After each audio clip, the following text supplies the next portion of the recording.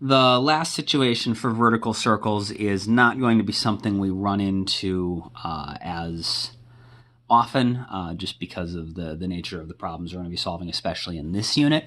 But if you have something that is going in a vertical circle that is going at a constant speed, and the entire thing is going at a constant speed, so you have like a windmill or like a Ferris wheel or something like that. In that case, so if the entire vertical circle has constant speed. Okay, so not just dealing with the top and the bottom. We can often like we said, we can approximate with our uniform circular motion if they're in between speeding up and slowing down. But if the entire circle has constant speed, then the entire thing should be uniform circular motion. Just keep in mind for all the other points, the force of gravity still points down.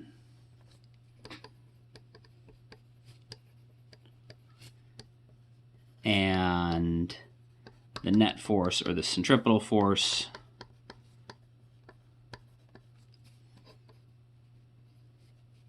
still needs to point to the center.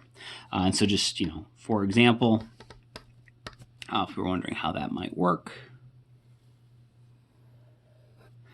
if we've got, something is maybe at this point on our circular path,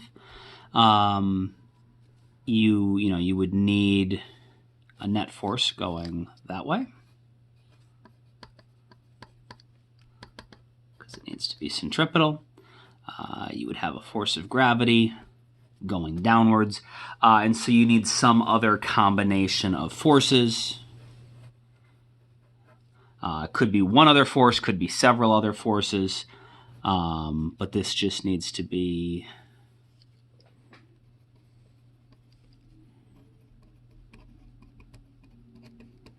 some combination of forces to give the correct magnitude and direction of the net force. So the net force needs to equal the centripetal force, mv squared over r. It has to point to the center, and so there's going to have to be some combination of forces. Maybe, the simplest one might be something pushing up to cancel out gravity, and then something else that just pulls towards the center. But you could also maybe have, a single large force pointing up at an angle that simultaneously cancels out gravity and provides what's left over, gives you a force this way. You could have a really large force going up, so that you wind up in the y direction with a net upwards component and then some other sideways component, so that together your net force winds up looking like this. But it just follows the same rules we've been dealing with. You got to draw a free body diagram, and the net force needs to be equal to the centripetal force, and it has to point towards the center. And so you have to find some way to make your diagram work. And there's a lot of ways this could potentially look.